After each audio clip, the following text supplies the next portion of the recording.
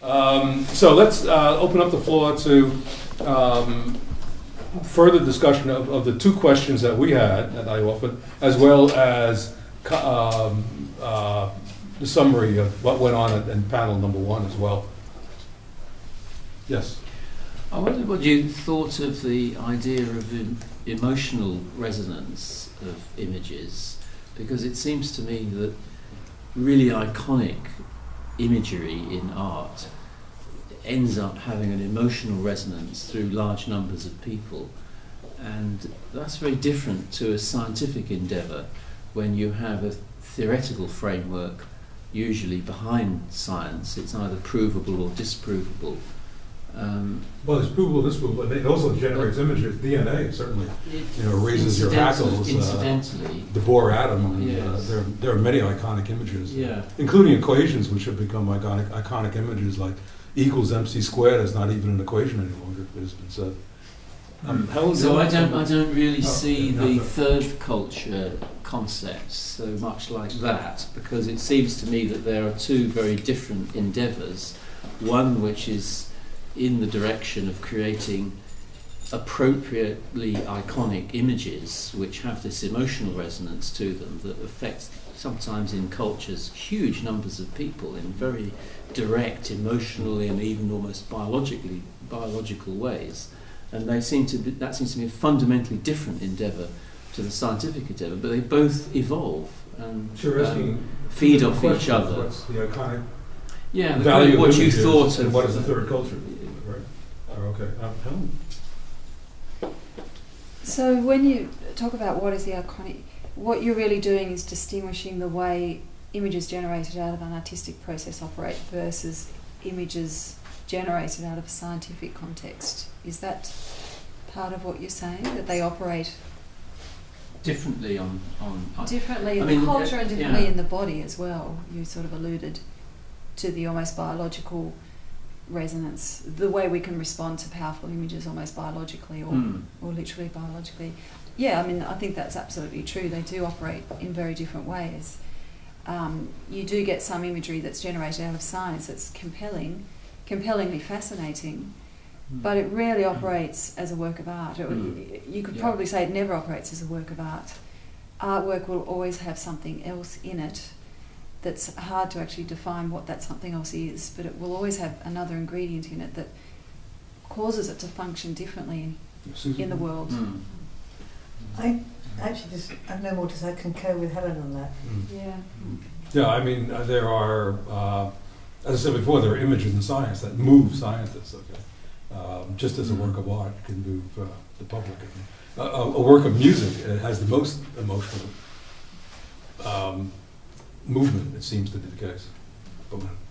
But those images are not works of art. Okay, let me go on to Hello.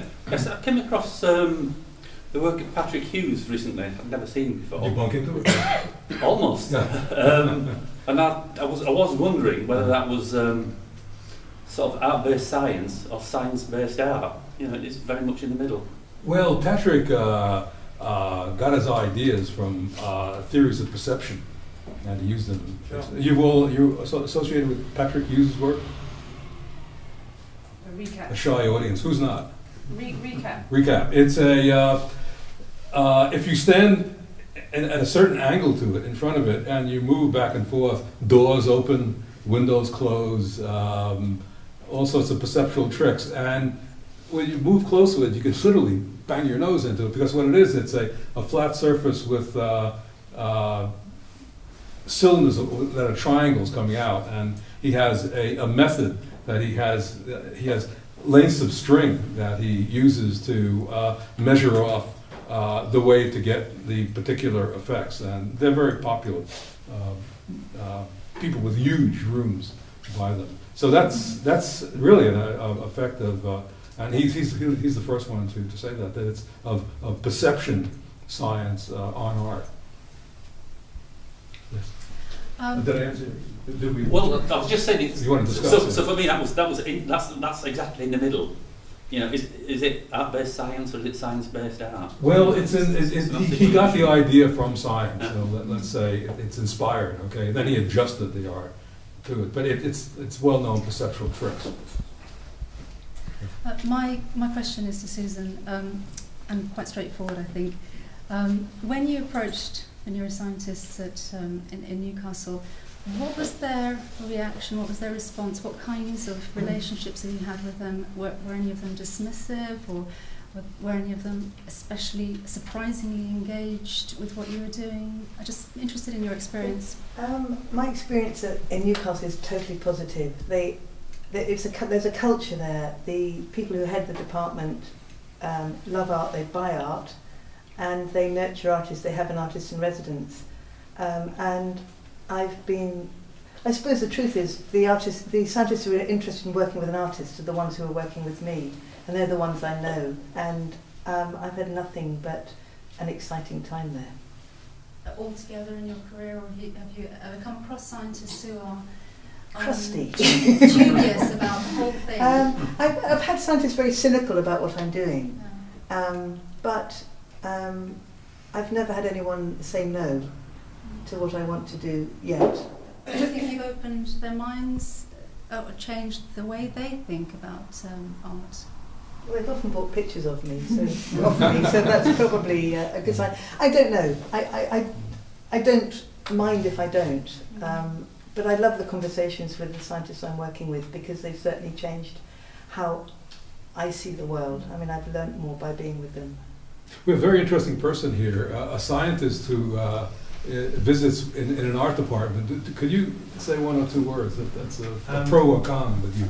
Yes, I was intrigued when you were talking about perception, because that seems to be one of the areas that would be a very fruitful area for collaborative work. The new models, new theories of perception would seem to be open to inquiry, thought, and new forms of discussion from both the scientific and the artistic side, because it's an area that can't clearly at the moment be dissected. Perhaps discussions of consciousness are yet fairly far into the future, as Sue has mentioned, but I think theories of perception... They're going on today. Yeah. It's bona fide stuff. Considered crazy. Is very much one of the areas up for grabs, as it were, by both sides of the polarised equation, if you want to put it that way, because it is an area that clearly has roots in both communities. Well, we have a mathematician here sitting in the back, and let me just say something that maybe you can comment on, because it's somebody mentioned the other day who deals with approximations to the solutions of certain complicated equations called partial differential equations, and he said what some mathematicians are doing, you can put your equation, program it, and it'll come out the curve. Solutions to equations generate curves. And mathematicians sometimes now work it the other way, that they try to make the curve as aesthetic as possible, and then the mathematics is generated from the aesthetic curve. And these seem to be better approximations than could be figured out the other way. Do you want to make a comment on this effect of art of aesthetics on mathematics? Well, I think mathematics, as a practicing mathematician, mathematics is intimately aesthetic. I mean, I think all mathematicians are essentially motivated by a sense of symmetry or beauty. The particular methodology you're talking about, I'm not familiar with, so I can't comment. I can imagine that it would work. Yeah. That, you know, mathematicians, like artists or anyone, build up an intuition in a field and they get a sense, and a mathematician's intuition of what is the right curve or the right shape might be a better way of working back than, you know, just the cold hard equations, you know. Can I just, this is to everyone, do you think it's possible for a Leonardo da Vinci to appear on the scene? I think... Now, as science has become so complicated. I think no. For that very reason, the science has become so specialised that there's a neurologist that I know that talks about this. She's working at the art science interface, but she talks about the fact that even within her micro speciality in neuroscience, she's got her hands full to keep up with the literature in not just across neuroscience but across her tiny speciality. I think it's actually impossible. I would leave my bets open on that. Because don't you think? Can I just say something? Well, wait. I think with Helen probably not, although I think it's possible that artists might make leaps that make you think in different ways, and that it might be that some of the methodology that scientists practice might need re-looking at. So there might be it might be a philosopher, there might be some amazing thinker who kicks us all in the ass. There have been examples of artists stumbling on things by accident that have opened the eyes of scientists. So anomalies. Can you give us an example? I can't recall the specific examples, but that Bridget Riley. Bridget Riley. Okay, Bridget Riley. So sometimes a scientist will stumble on something through the course of their research that causes scientists to reassess the way they've interpreted data, for example. But it rarely happens through the artist undertaking a systematic investigation. It will happen almost serendipitously rather than systematically. I have read case studies of it. Can I just... Wait, let me go on just a second. Oh. I just wanted to comment just on the point about Leonardo. Can I just to continue, because I don't know whether... Okay, I'd like to go on. Let's move the discussion on. It's okay. Yes. It's what I'd like to say, kind of comment slightly on what the lady over there has said, and also refers back to the earlier discussion about iconic images. Because I have a real problem with iconic images and iconic ideas that simply become taken as they're now iconic. And John Dewey actually says something about iconic images. John Dewey, back in the 1940s, actually said once an art image takes on an iconic status, it actually removes itself from the real meaning of art as a lived experience. And I've seen some arguments to suggest that the same can be true of some of these scientific iconic statements that become mantra-like. Yeah. Like what? What can you give us an example? The very things you were talking about, that certain things like E equals MC squared no longer is an equation in many people's eyes. It's simply this iconic statement. What about in art? What icons in art? I think there are several examples in art. We'd be here all night if we start listing what they are. But the thing about the Leonardo question, could there ever be a Leonardo, sort of becomes involved in this question of iconography and iconic status. And surely the question is no longer about, are we discussing art inspired by science, or can science be inspired by art? I think that's kind of irrelevant. What's far more important is, rather than being inspired by one or the other, that it's possible for the novel insights that are brought by either scientists or artists are inspired by the very climate of being able to take a broader philosophical point of view, and a view that crosses disciplines and breaks down disciplinary boundaries. So I think it's kind of a bit of a red herring to talk about things from an iconic status. And I'd say that Leonardo has this iconic status that's become something that wasn't. You brought it up, iconic status. So it's irrelevant. Yeah. All right. Okay. The point I just wanted to make was that, talking about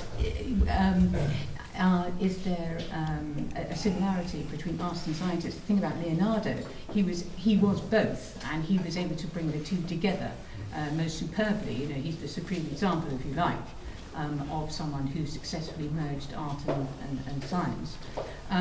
But I suppose the point I would want to make is that we need to ask the question, how was he able to do that?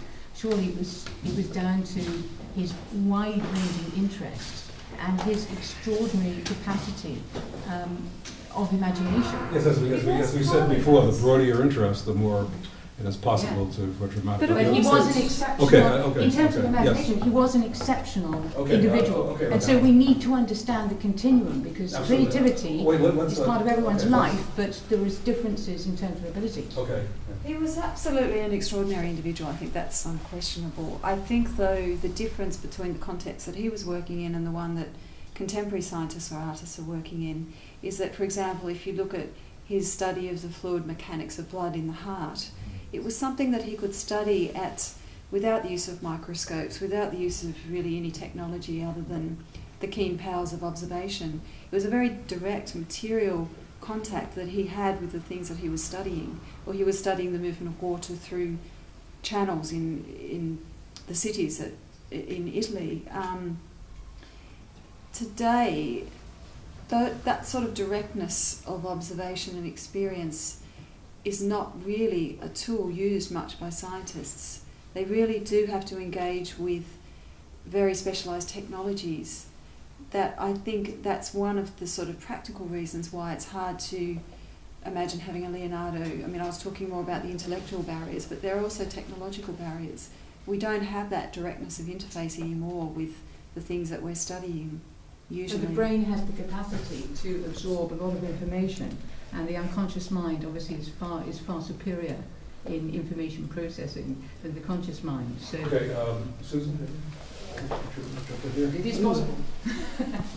Well, I don't know about the technicalities, what's possible and not possible on that level, but the brain is an extraordinary thing. And one of the things I worry about sometimes is studying the brain with my brain. I sometimes get this sort of huge dizziness of sort of consciousness on consciousness on consciousness. And I just, it sometimes seems to me a very complicated way forward. You wanted to ask a question. Thank you, Susan. Yes, it was actually got something related to what we were talking about earlier. I was really interested in your views and share your views on this obsession with labelling art and labelling, having everything has to be sort of within a box. And I think that has had a very negative impact on certain types of art, making it into the mainstream. And I wanted to get the panel's views on why you think this sort of art has been so been seen as very niche and very specialist and not made it into the mainstream and into popular culture like other art forms. It's a very good question, and that I'm not sure there's a straightforward answer to it. I, in fact, am quite excited because I've been offered a show at the National Portrait Gallery, which to me is mainstream, of a series of portraits I did of people with epilepsy, and the route into it has been that a curator from the gallery came to my studio because he had a background in philosophy and he was very much interested in my ideas, and the science. When we talk, the whole thing came together because of that, and I'm hoping that's a sort of breakthrough for me. And I want to talk to him further about. I think the National Portrait Gallery has been quite groundbreaking in that way. They've got Mark Quinn's Bloodhead, and they've got Mark Quinn's genetic picture as well. So they've tested the ground further than a lot of other sort of mainstream things. I'm more surprised that contemporary curators are more frightened of it, particularly as my experience is that I think that some of the artists working in the form, whatever the label is or isn't, are some of the most articulate artists practicing today. And it's such a pity that it doesn't get the voice, but maybe everything takes time to filter. Oh. Yeah, I think it's a great question as well, and I don't have a simple answer for it. I think it's something that actually warrants somebody to do some research around, like to look at the mechanics of the art world. I suspect that it has something to do with the mechanics of power and control within the art world as much as anything. But I'd be really interested to know whether there are other cross-disciplinary art and other disciplines that are similarly excluded or not.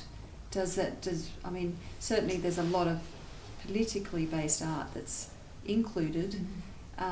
It does seem that the art-science combination is treated somewhat differently. Do you think it might be to do with the fact that art and science are so polarised in education, that somehow people have gone the art route to see science as a bit I just would have thought that we'd moved on from that, that we were more able to think more fluidly than that.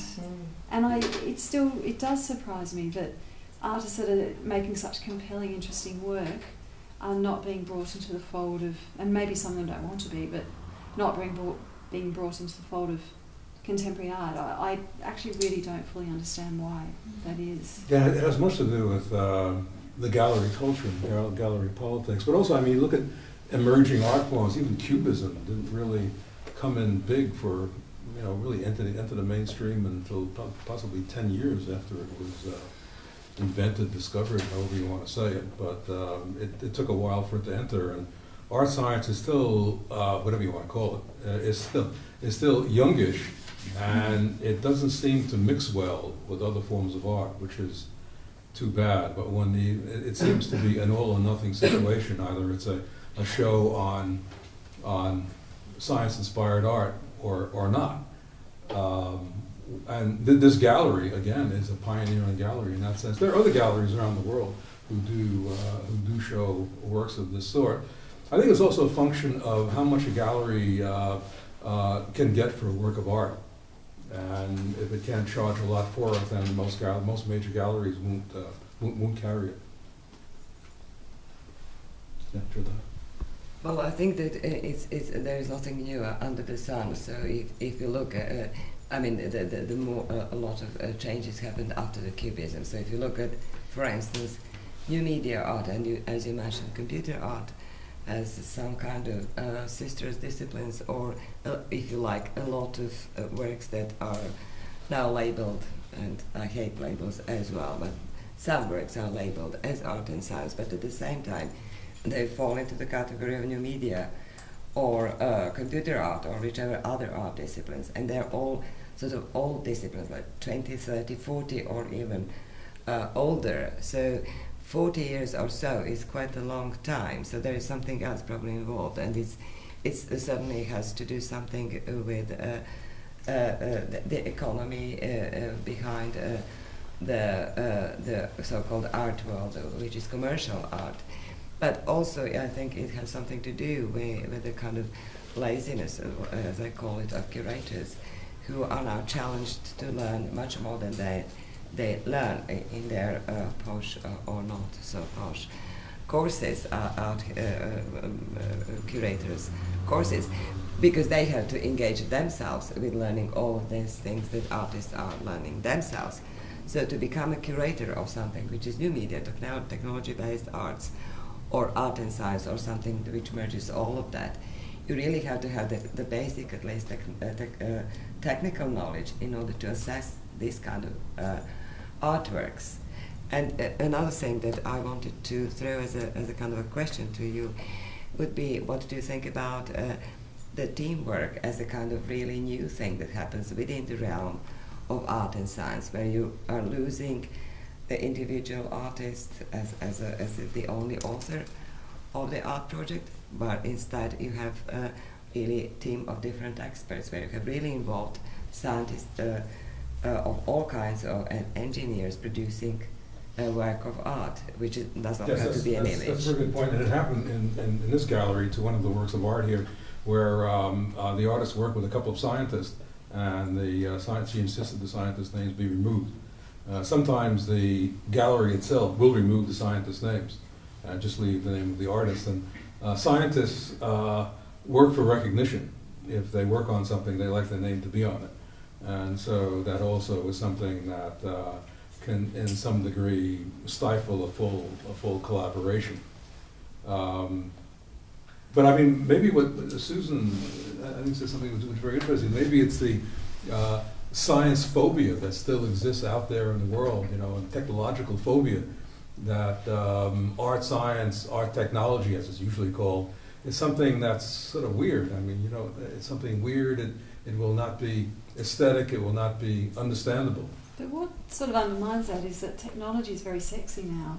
It's in the contemporary art world. It's not that we've developed a huge aesthetic around technology, and we're embracing that in the contemporary art world. So it's not, I don't think it's related to the technology. Yes, technology yeah, there is a Connecticut, for example. Well, again, Connecticut, which appears every year here, has only technology and techno art. And that's it. There is a book written, you may not have heard of it, by a very eminent French scientist, physicist named Claude Lévy-Leblanc, who's all physicists know him, he's an old-timer. And as can only, I think, emerge from the Franco-Italian culture, you have the scientist writing a weekly column on whatever he or she feels like writing. And this person writes a lot on art. And he wrote a book with a very clever title from the French, is Neither Art and Science nor Science and Art, something along those lines. And it's a polemic against art science. It's big in France. Maybe I'm talking non-linearly. Hopefully it will not be translated and we won't have to deal with it here. But he makes a standard case again that, you know, there can be no fusion between the two. Science makes predictions, art doesn't, the usual stuff. And comes right out and says techno art is junk, and art science in general is junk, and so on. So they're not very interesting arguments, are they? No, they're not very interesting. And one gets the impression that, that scientists who comment on this never went beyond Impressionism or very deeply into the 20th century. So this is one other thing that art science has to contend with, that other. But then Cubism did also, sort of surrealism, it surmounted it, and so will art science surmount it too. Yeah, sorry, Sue. No, I was just... You had a question. Yes. Now, I'm really interested in this sort of this discussion, because actually I would challenge the view that we haven't got there yet, because, as you said, you know, it's a very young discipline in a way, in an overt way. Obviously, historically, science and art have been interlinked and intermarried and interdependent for centuries. But in the way that we're presenting it, or it's being presented here in this gallery, it's very, very young. And I'm very, very optimistic, actually, because what I'm seeing is fantastic, and I can see a progression in that direction. I think one of the big challenges is what you were talking about, Susan, earlier, in terms of how to define this thing. And interestingly, my background is very much like Helen's, molecular biology, very interested in art. But actually, yes, I'm a scientist. But I'm actually, in some ways, more in tune with your thinking, Susan, in terms of you know, why pigeonhole this? Why constrain ourselves to looking at the mechanisms of sort of revealing what's going on? Why not just be interested in the elucidation and interested in what is going on? Celebrate the differences, exactly, really. Yeah. So as much as I love the mechanisms and love the sophistications of our technology, what's always driven me is the curiosity, and I've always been really interested in what's going on. And so I'm kind of really interested by what you were saying about the MRI sort of telling you know, people being kind of curious about seeing their thinking process in the images. But I think this whole trying to define what it is we're doing here is a big challenge to public acceptance, understanding, progression of this whole movement. And I think one of the things that, because of certain estimate, we don't take on board is, I mean, it's difficult imagery. I mean, look what we're sitting amongst. It's very difficult imagery, and for a commercial gallery, it's very intriguing. I mean, it's intriguing imagery. It's imagery that I think has to be made. But you can also understand that not everybody would want to hang this on their walls. and not because of the quality of it, but because it's difficult, and it threatens all sorts of comfort zones. And so that's why this art, you know, the art that's made, you know, which does refer to science, it reflects science in some way, but it, you know, it's culturally difficult. So in a way, you know, Robert's sticking his neck out here fantastically, it's not that there isn't an aesthetic to it, it's not that it's not profound and beautiful. It is difficult, and I think that's something we sometimes have to take on board. What this also brings out is the possible importance of text and image. Now here it's clear what's going on in these things, but I know in physics-inspired art there's see a blob, and if there's not a text in it, says this is a black hole. Well, this is an artist's version of a black hole, something like that. I mean, there's a puzzle there when that has to be taken on board by curators, people who set up galleries. Yeah. Yeah. Oh, sorry. I was just going to add to that I mean, I would say a lot of contemporary art has to be decoded through text. As very conceptually orientated art, you really would have no idea what's going on in a lot of work. But within the ideas that circulate in the contemporary art world, there's a sort of shared language. So if you're in the club, you will be able to decipher that work. Whereas a lot of the art science work, perhaps that club doesn't exist yet. So there aren't many members of it anyway. So that's another barrier, I think. Right, yeah, this is a two-part question. So I really enjoyed Helen's discussion of the methodology, and I got a sense that the idea was science is often interested in general principles, whereas art is interested in particular events. You might say that, particular history and unique things. But listening to what you said, I wanted to wonder, to what extent would you think of your art as experiments? Or would you like to compare and contrast the notion of artistic experiments and experiments in the sciences? So that's the first part of the question. Okay, well, let's let her answer that. Yeah, I mean, we talked in the break a little bit about that.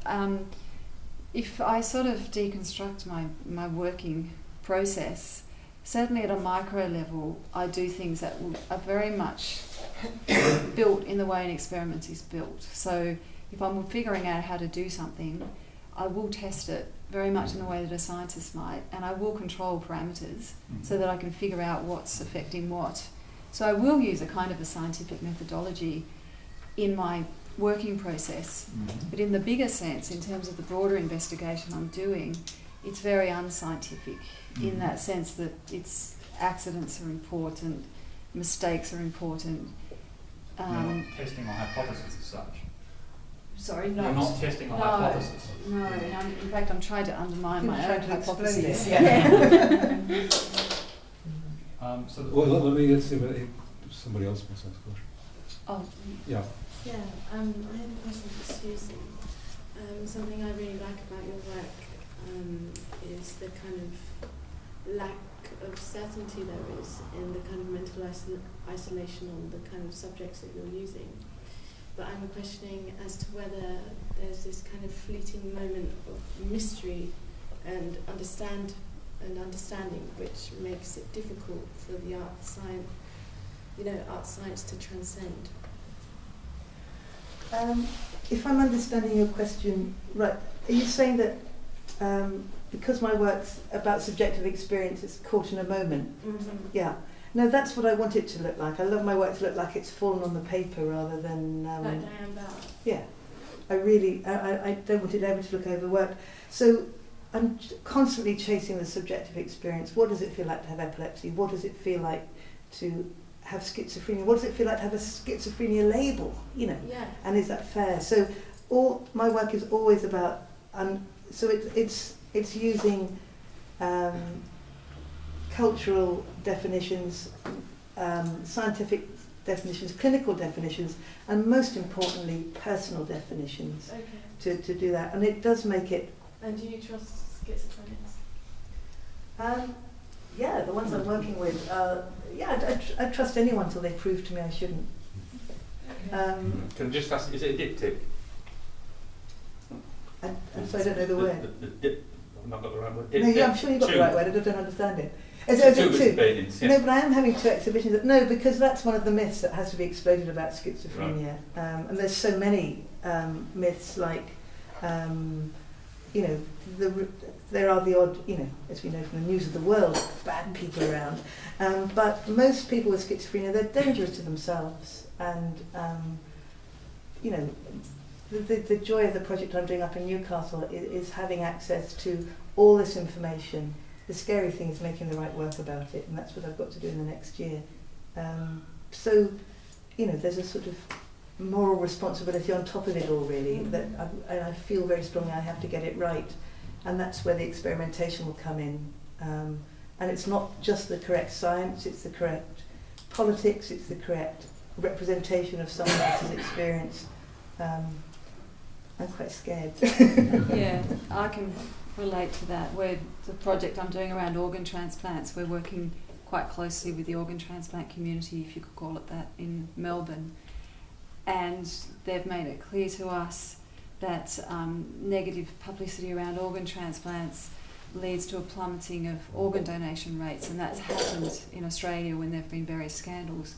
Not that our exhibition will be a scandal, but we are dealing with quite dangerous, edgy material, and we're very aware of that responsibility, that we basically can't let that happen. And yet, to some extent, the media can pick stuff up and do what they want with it. You're powerless to control that process. So that's something that we feel really nervous and responsible about. This is very much artists taking science out of a laboratory, in a very strong sense. Robert, I wonder if you could say something about the tissue, that this gallery is the only gallery in the UK that has a tissue license. Just in terms of we work within sort of current legislation with regards to sort of you displaying or storing anything harmful in the human body in terms of the human tissue. Authority which came into the UK as a result of the Alder-Hayes scandal in 2004.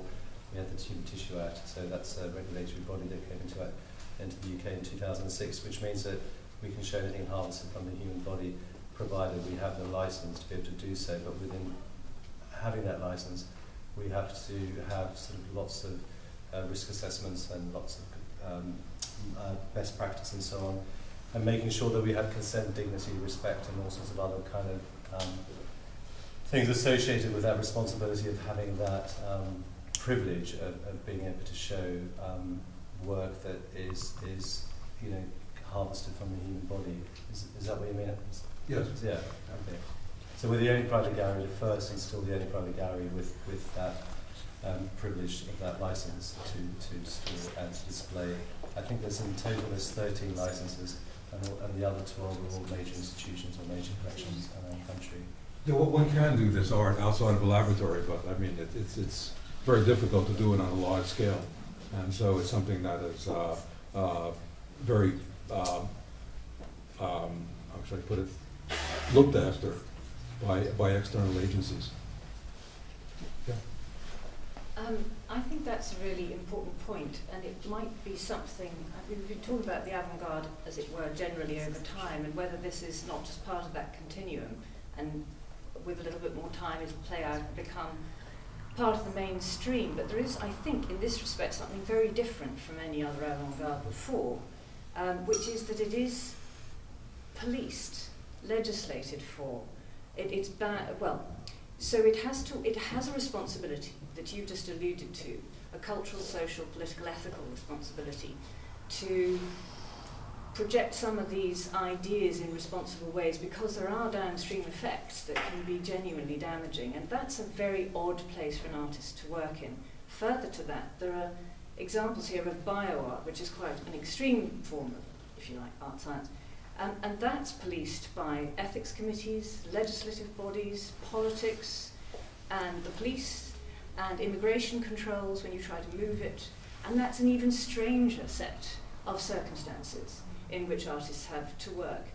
And not only did that make it, I think, different from the avant-garde, if you like, that's gone before, but also perhaps makes it rather problematic for art critics and the contemporary art movement to accept it as being a free form of artistic expression. Is it even art, if it's that hedged about? Well, this is a subset of science-inspired art. The other parts, physics-inspired art, techno-art, etc., are not policed at all. And exactly, in fact, that's my point. Yeah, and in fact, there have been shows outside of single specialized galleries in the White Cube. 2 years ago, there was an exhibit of Beginnings of the Universe, done by an artist, done by an astrophysicist at Ohio State University, and an artist there as well. Huge, they look like huge, maybe you saw them, like huge chandeliers with spikes sticking out of them.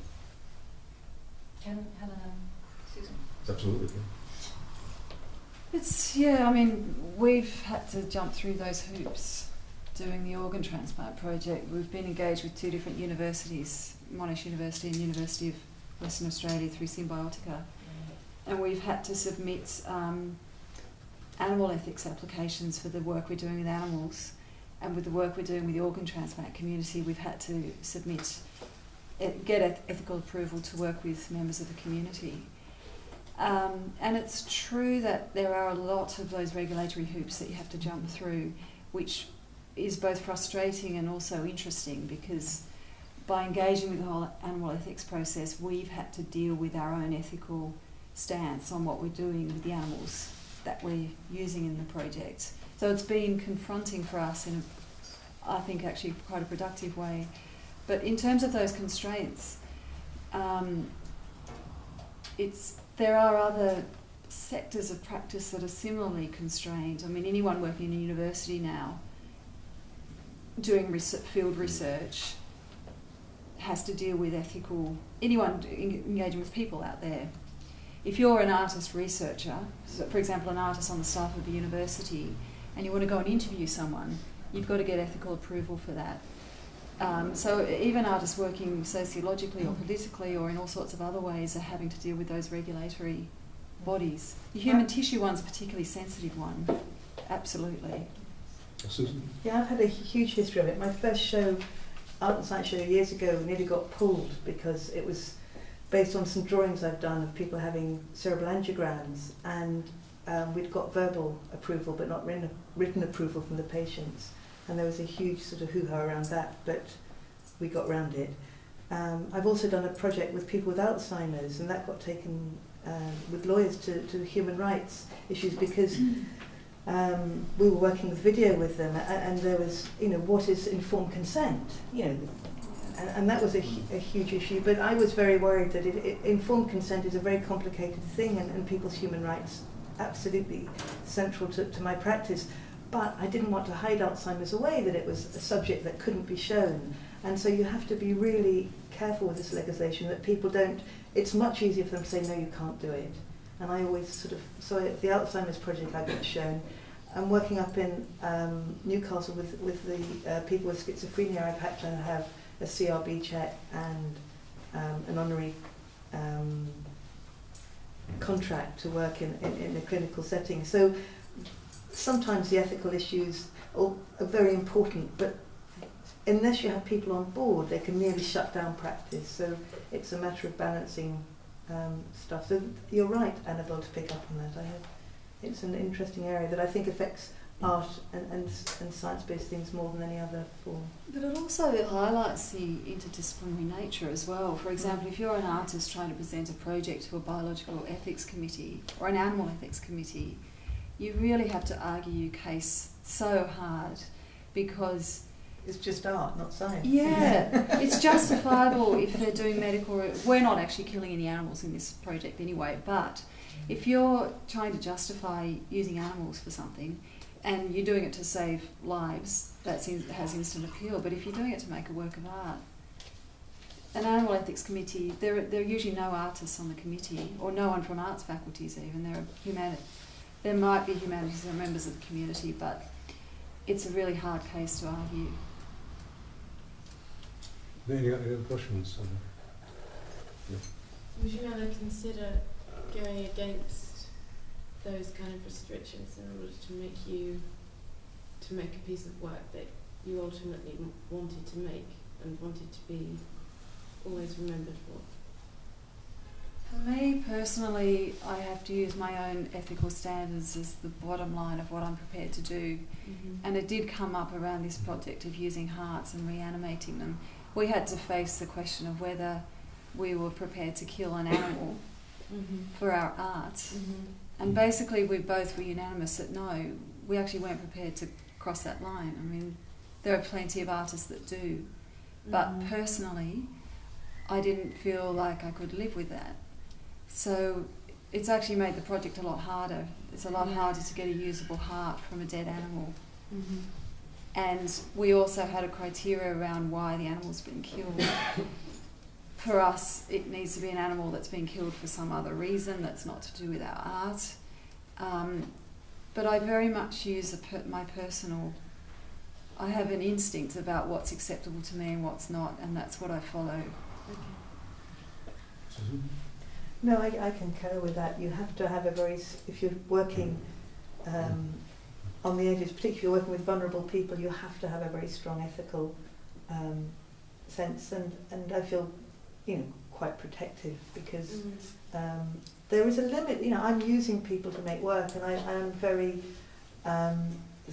worried about that boundary. I think with psychological patients, I think they are more open in order to be expressed, to be looked at in that sense, because they are so alone and they're so vulnerable. Exactly. You have to be really, really careful that you don't cross the boundaries of exploiting people for your own ends. It's a tough one. I'm not always sure I'm treading it exactly, but I do my best to but there's a difference keep between it open.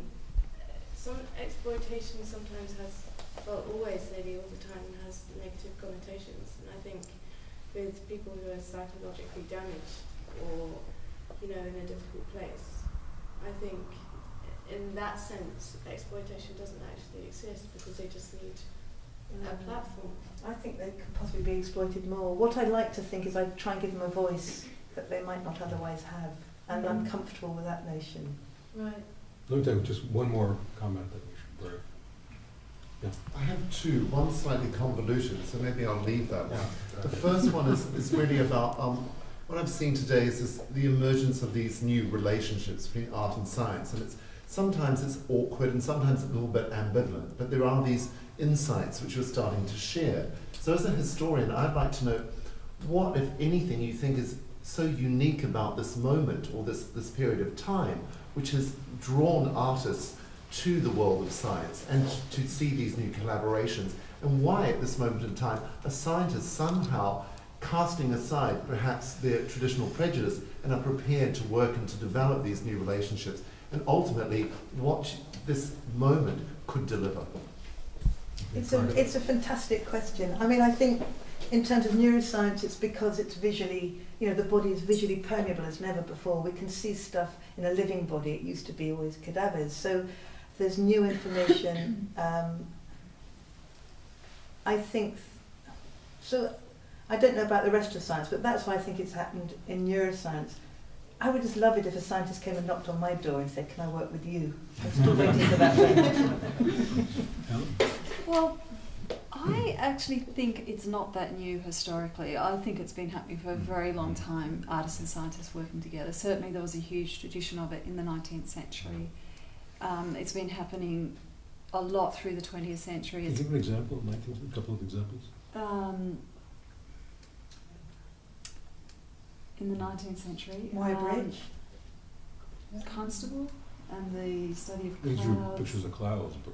I went to an exhibition, for example, at Turner Contemporary recently, and they talked a lot about, that was an exploration of landscape by a number of contemporary artists, but they talked a lot about the 19th century porosity between science and art, and the way, because in those days you could be a gentleman scientist, you could have science as a hobby almost and still actually make like Darwin, a huge contribution to science, and the reverse. So there was a lot of permeability between them in that era. In the 20th century, for example, Steichen's work with plant breeding experiments that was exhibited as a work of art in the 1930s. In the 1980s, artists were working with molecular biology techniques in quite groundbreaking ways. So I think there's been a very long tradition of it, and I'm not sure what is actually new about what's happening now. Certainly we've got access to different tools, so Stellart couldn't have done that ear perhaps 20 years ago. But so the technology's made certain new things available, but from a philosophical point of view, I think artists and scientists have been working together for a very long time. So it's not unique? I don't think it is. You see yourself as part of a tradition, yes. An ongoing tradition. Do you? I do, but I do think the technologies, both for artists and scientists, and the techniques have revolutionised it, or evolutionised it, as I have to say. But you know, it's just I think it's made it very potent now. I think Helen's quite right. There's a huge history to it. So you don't see yourself as different from those who went before? I've never thought about that.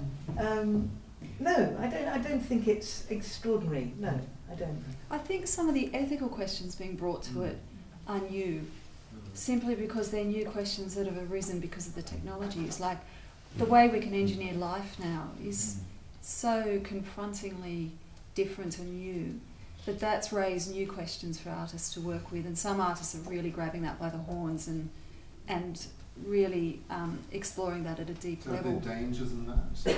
Yeah, there are huge dangers and there are huge dilemmas, and that's new territory because the technology's made those dilemmas. So it is unique. Let me just make a few closing comments. That in the 19th century there was Constable, but it was rather lame.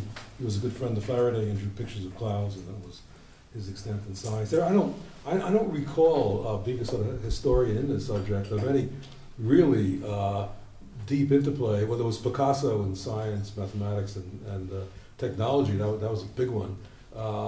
And artists at the beginning of the 20th century, and then it picked up again in the 1980s, and 1960s again.